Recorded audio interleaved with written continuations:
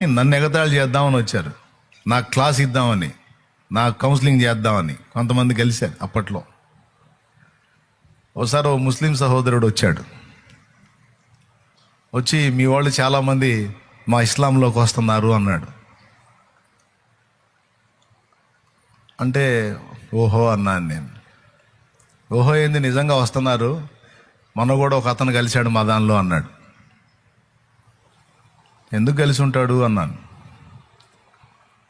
ఎందుకేంది, మాది బాగుంటుంది కాబట్టి కలిశాడు అన్నాడు. నేను అన్నాను, సరే నేనేం ఎగతాళి చేయను, ఉన్న సత్యం నాకున్న డౌట్ అడుగుతా, నువ్వు సమాధానం చెప్పు, అప్పుడు ఆ ధర్మాన్ని గురించి నేను కూడా ఆలోచిస్తానని చెప్పా. అడుగు అన్నాడు. నేను ఒట్టిగా అడిగితే బాగుంటుందిగా, అందుకని తెలుగు ఖురాన్ నా దగ్గర ఉంది, అది తీసుకొచ్చి సురా 56వ సురా అల్ వాకీ అహ్ అనేటువంటి సురా, అది అల్ వాకీ అహ్ ఆ సురా పేరు. అది తీసుకొచ్చి అతను ముందు ఓపెన్ చేసి,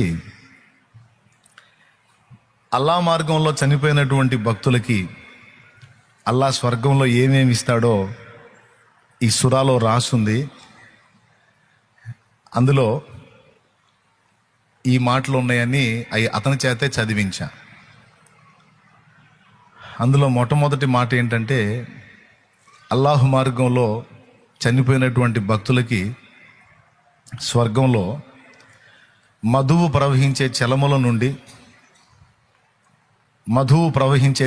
నుండి మధువు తీసుకొని నిత్య బాల్యం కలిగిన బాలురు పరుగుతో తిరుగుతూ ఉంటారట అల్లా భక్తులకి ఇవ్వడానికి అని నేను చెప్పలా. అల్ వాకీ అహ్ పేరు చెప్తున్నా, సురా నంబర్ చెప్తున్నా, 56వ సురా అందులో ఉంది. మధువు అంటే నాకు తెలిసి మందు, అర్థమైందా? అలాగే సురాపానం అంటే దేవతలు తాగేది, అది కూడా మందే. అయితే అది తాగటం వల్ల తల తిరగటం కానీ ఒళ్ళు తిప్పడం కానీ ఉండదు.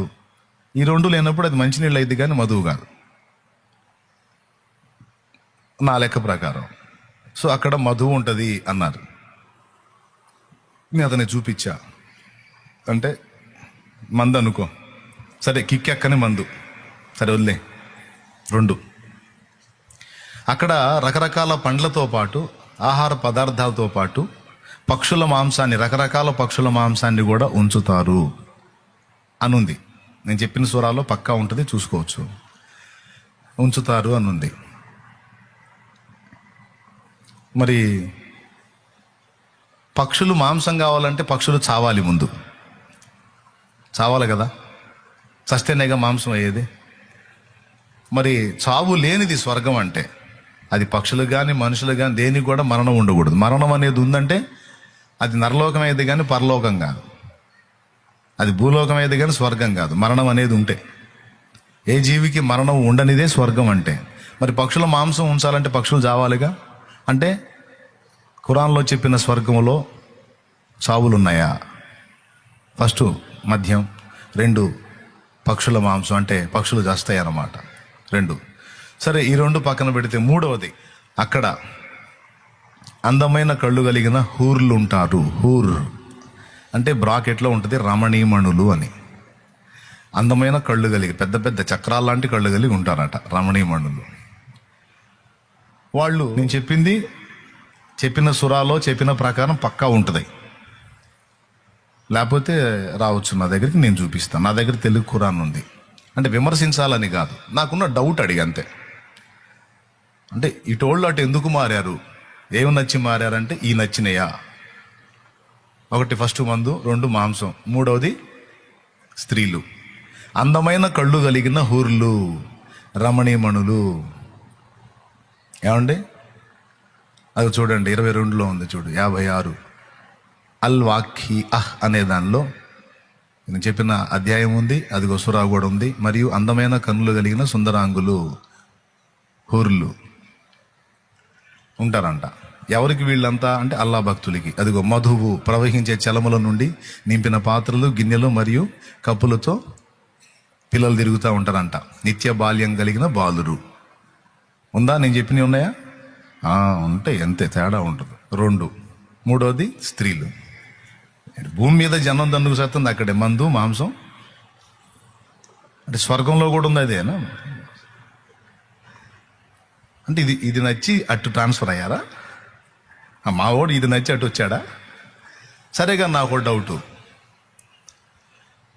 ఇక్కడే మందు తాగి సర్వనాశనం అయిపోతున్నారు, మళ్ళీ స్వర్గంలో కూడా అదేనా? సరే, అది పక్కన పెడదాం. రెండవది, పక్షులు చావాలిగా మరి మాంసం ఇవ్వాలంటే. సరే, 2. మూడో డౌటు, అల్లాహు భక్తులలో పురుషులే కాదు స్త్రీలు కూడా ఉంటారు కదా.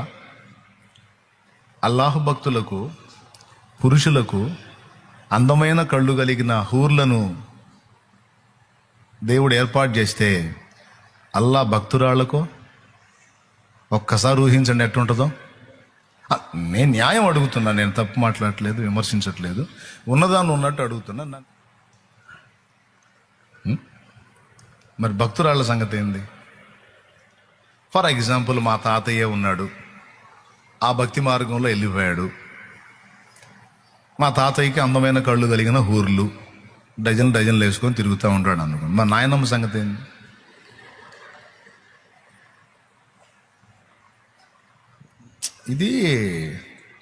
దీనికి ఏదో ఉంటుంది, మా దానిలో అడగాలన్నాడు. అడిగి వచ్చి నన్ను ఎగతాళి చేయి. నువ్వు అంత సగం వ్యవహారంలో వచ్చి నా క్లాస్ బీకడానికి ట్రై చేసావు నువ్వు. కానీ బైబిల్ గ్రంథంలో చెప్పిన స్వర్గంలో ఇవి చెప్పలా.